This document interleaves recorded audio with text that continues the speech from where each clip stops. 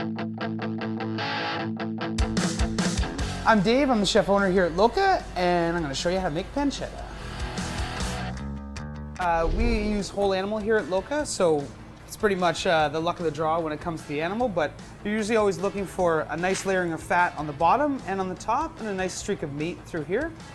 We're going to bust this into a pancetta. It's a pretty simple recipe. I know that everyone can do this following these simple guidelines, and soon enough you'll be having pancetta sandwiches all the time. I'm super passionate about whole animal butchery, respect to the animal's life and using every single part. First step is to mix all of our ingredients into one bowl, and then we can crust our pancetta in it before we put it into a bag. So to start, we're going to take a little bit of sliced garlic, and then our thyme and juniper, fresh thyme sprigs always, and some juniper, brown sugar, a little bit of sweetness in there, cracked black pepper, crumbled bay leaves. Next up is star anise, nutmeg, and some fennel seed. That goes in. Kosher salt. We only use kosher salt here. It gives a really great finish on the cure. It doesn't draw out a lot of the pork flavor. It just really advances the cure and gives it a really great finish. And this is pig salt. So this is our nitrate. I think one of the most important things that goes into the pancetta recipe would be the pink salt. It's your safe bet for curing meat, especially at home if you're doing it.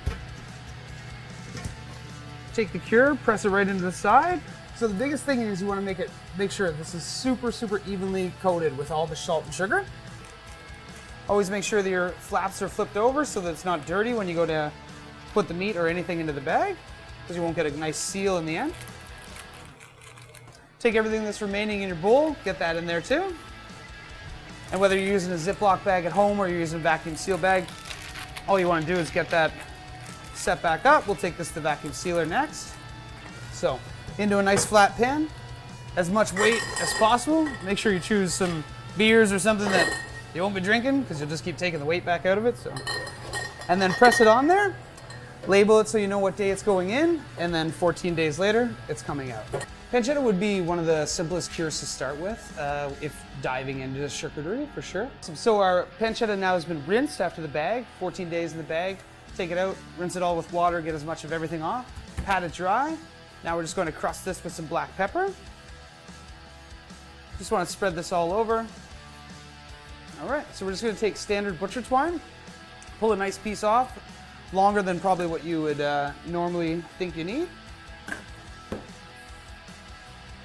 And we're just going to do a simple tie on this guy to hang it up. So the second step to curing meats at home would be to set up a proper chamber. I don't recommend using a residential fridge. Humidity is too high and the temperature is too cold. So a bar fridge or a wine fridge is ideal.